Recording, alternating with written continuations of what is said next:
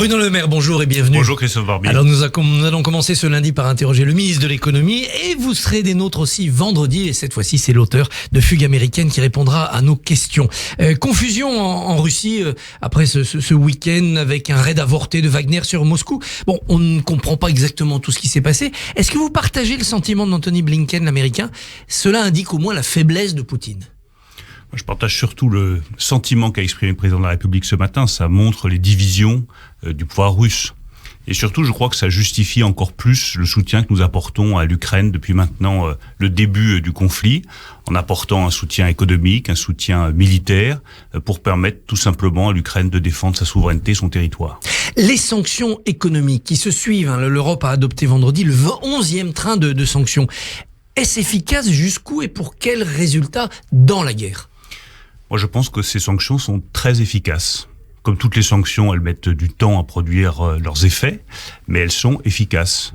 La Russie est en récession, la Russie est confrontée à des problèmes d'approvisionnement de ses chaînes automobiles, de son industrie aéronautique, donc elle est confrontée à des vraies difficultés économiques majeures. Et dans le fond, l'économie russe ne tient que parce que quelques pays continuent d'acheter le pétrole et le gaz russe. Pour le reste, l'Europe a réussi à être indépendante, beaucoup plus indépendante désormais de l'énergie russe. Elle a réussi à construire très rapidement son indépendance et les sanctions font leur effet. Ces pays qui continuent à acheter du gaz russe, est-ce que nous, les Occidentaux, nous pouvons les convaincre de participer aux sanctions ? Il faut poursuivre les discussions avec la Chine, poursuivre les discussions avec l'Inde, c'est ce que nous faisons. Mais quand on regarde attentivement la situation de la Russie, pas simplement comme économie, mais comme nation, c'est une nation qui est confrontée aujourd'hui à des difficultés démographiques absolument majeures, à une espérance de vie qui a reculé.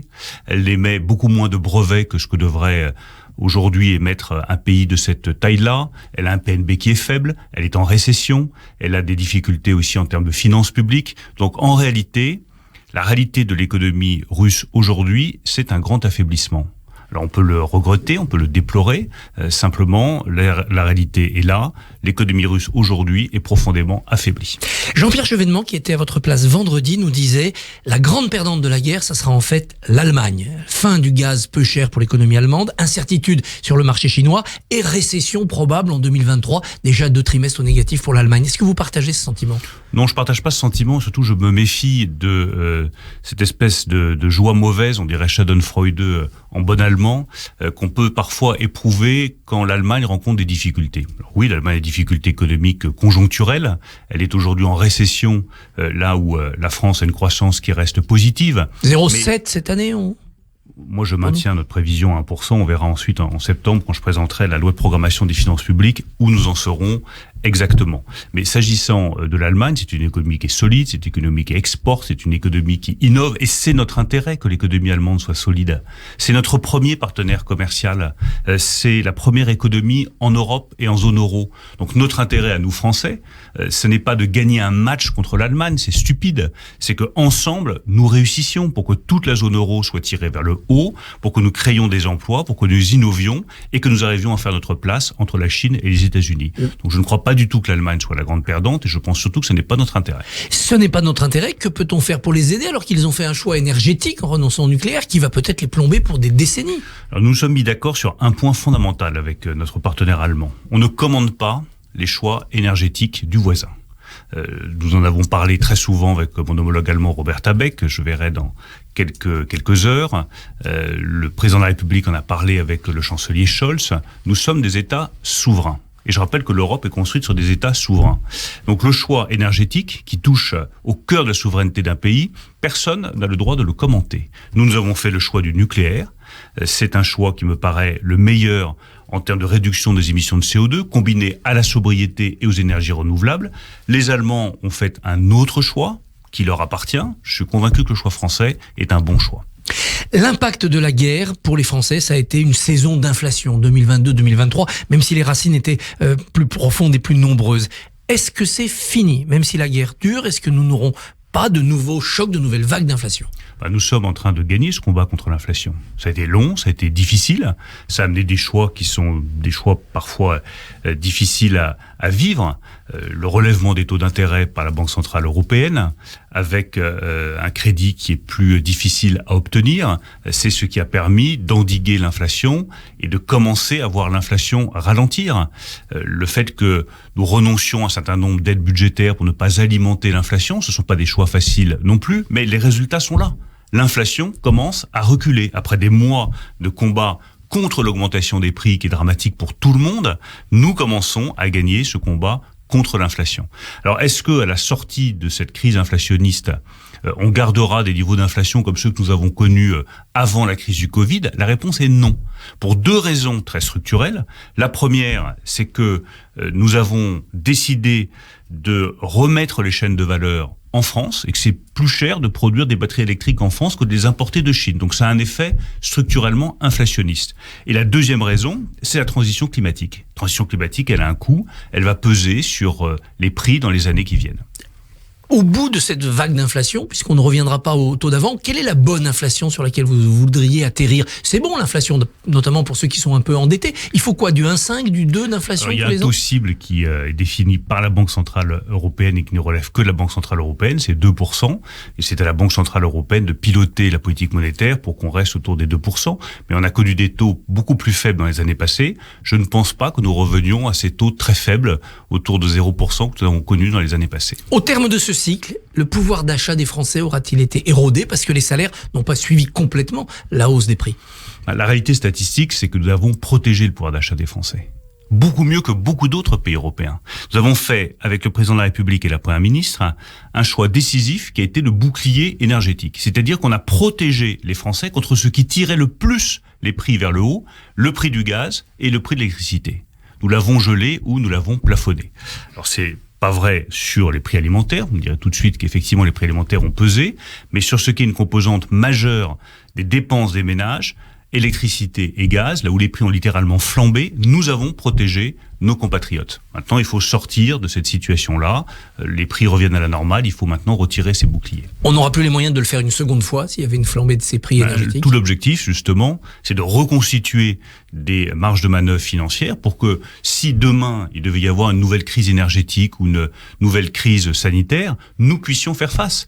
Quand je dis qu'il est indispensable non seulement de sortir du quoi qu'il en coûte, nous le faisons depuis plusieurs mois, mais surtout de rétablir les finances publiques, c'est-à-dire de revenir à des niveaux de déficit et des niveaux de dette plus raisonnables. Mais la raison principale, c'est de reconstituer des réserves financières pour faire face le jour où il y a une nouvelle crise. Ce serait irresponsable de dire aux Français, on continue comme avant, on dépense beaucoup d'argent public, et puis advienne que pourra. Moi, ma responsabilité, c'est pas de dire advienne que pourra, c'est d'avoir un discours qui est parfois difficile à entendre, mais un discours responsable, qui est de reconstituer des réserves financières quand ça va bien, pour faire face quand ça va mal. Pourquoi ne pas faire une loi de finances rectificative là en ce début d'été, comme c'était parfois la tradition? Parce qu'on n'a pas besoin.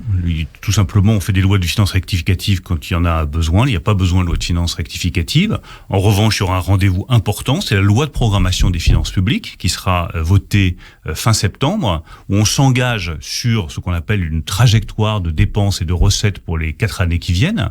Et je souhaite évidemment qu'on puisse se rassembler le plus largement possible autour de cette loi. La maîtrise des dépenses, des comptes publics, le redressement des comptes, les élus locaux pensent que ça va se faire sur leur dos. Ils ont tort. Ils ont tort, je leur ai dit d'ailleurs très clairement aux assises des finances publiques, certains ont fait le choix de ne pas venir, mais s'ils étaient venus, ils auraient pu entendre ce que j'ai dit. Moi j'ai salué la bonne gestion de la grande majorité des collectivités locales, et puis il faut avoir les grandes masses en tête quand on est responsable des finances publiques. Les dépenses publiques, c'est quoi? C'est 50% de la dépense sociale. La moitié, c'est de la dépense sociale. C'est les retraites, c'est la santé, c'est le modèle social français auquel nous sommes tous profondément attachés. D'ailleurs, dès qu'on annonce qu'on va moins rembourser les dents, bien sûr, ça hurle. 30% c'est l'État et 20% c'est les collectivités locales. Donc vous voyez que si vous voulez bien tenir les finances publiques, il faut savoir garder la proportion des dépenses. Et ensuite, toujours sur les collectivités locales, moi je crois à leur libre administration. Je pense qu'on peut trouver des accords avec les collectivités locales qui seraient des accords de bonne gestion. Je continue à leur tendre la main et je recevrai prochainement l'ensemble des représentants des collectivités, départements, communes et régions pour continuer à travailler avec elles sur un pacte qui soit un pacte volontaire de bonne gestion des finances publiques. Donc c'est le social qui fournira un effort aussi. Donc les Français, il faut que les Français soient plus économes. Mais c'est tout le monde à la juste mesure de ce qu'il représente dans la dépense publique. Ça va être l'État. Sur l'État, nous avons engagé un certain nombre de réductions de dépenses en politique publique. Prenez les 5% de gel, on a rajouté 1%, 6%, je l'ai déjà annoncé mais je le confirme. Un certain nombre de dépenses qui sont gelées ne seront pas libérées pour les ministères. C'est-à-dire que ça nous permettra de faire des économies. Mais ça, les Français seront ravis. Mais si vous leur dites vos dents, vos lunettes, votre santé, ça va râler. La politique du logement, sur laquelle nous avons pris avec Elisabeth Borne des décisions courageuses, mais nécessaires du point de vue de la bonne tenue des finances publiques. Le dispositif Pinel, qui coûtait 2 milliards d'euros, qui était un avantage fiscal qui ne donnait pas les résultats attendus, on l'a supprimé. Ça fait 2 milliards d'euros d'économies. C'est une autre politique publique sur laquelle nous allons travailler. Et sur tout ce qui est modèle social, nous, la seule chose que nous voulons, c'est responsabiliser les acteurs. Prenez les arrêts maladie. Ils ont explosé de 30%. Il y a peut-être de bonnes raisons. Je dis pas la Covid, le stress après la Covid, etc. Il peut parfaitement y avoir de bonnes raisons. Mais tout le monde sait qu'il y a des abus. Et ces abus ne sont pas acceptables. Et ce qu'il faut, c'est que nous nous mettions tous autour de la table, le ministre de la Santé, les professionnels de la santé, les entreprises, pour que nous regardions tous ensemble comment éviter ces dérives et ces abus qui, au bout du compte, fragilisent tout le système social français. Un peu de politique. Le Parisien vous annonce ce matin soit à Matignon, soit à l'Éducation nationale. Est-ce que ça vous fait plaisir ? Écoutez, je suis ministre de l'économie et des finances, heureux de ce qu'il fait, très fier de la mission qui lui a été confiée par le président de la République et qui souhaite continuer à exercer cette mission. Je le dis depuis maintenant plus de 6 ans. Je crois à la stabilité dans les fonctions ministérielles. Je pense que c'est ce qui donne les meilleurs résultats au service des Français. Il ne faut pas oublier que ministre, ça veut dire au service. Nous sommes au service des Français. On doit toujours se demander comment est-ce qu'on est le plus efficace au service des Français. Pour moi, c'est la stabilité qui donne cette efficacité. Raymond Barre avait traduit cette demande de stabilité en cumulant pendant un temps Matignon et l'économie. Parce que la France traverse une période difficile. C'est un schéma d'exécutif qui pourrait être possible aujourd'hui ? Je cumule l'économie, les finances, la souveraineté industrielle et numérique, ça fait déjà beaucoup. Dans votre travail, vous avez affaire évidemment à l'Assemblée nationale et notamment au président de la Commission des finances, Éric Coquerel. Il agace la majorité qui se demande parfois s'il ne faut pas en changer. Est-ce qu'il vous a empêché, vous, de travailler ? Non, moi je travaille bien avec le président de la Commission des finances, Éric Coquerel. Après, les choix de président de la Commission des finances ou de quelque commission que ce soit appartiennent au pouvoir législatif et uniquement au pouvoir législatif. Et je pense qu'il est bon que le pouvoir exécutif ne s'en mêle pas. Et pourtant, avoir une majorité relative, avoir un Parlement qui souvent se perd dans du tohu-bohu, ça gêne le redressement de la France.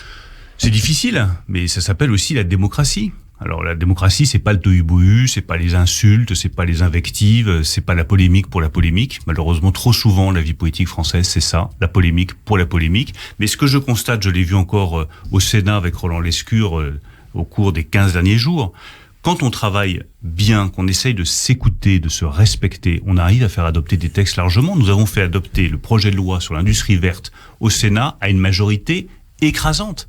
Pourquoi ? Parce qu'on a écouté les remarques des sénateurs, écouté les remarques de la présidente de la Commission des affaires économiques, Sophie Primas, amélioré notre texte. Et donc, quand le débat permet d'améliorer les textes, là, on fait œuvre utile. Quand le débat se solde par du chaos et du bruit, là, je pense qu'on ne sert pas bien les Français. Eh bien, Bruno Le Maire, merci, bonne journée. On vous retrouve vendredi. Merci à vous.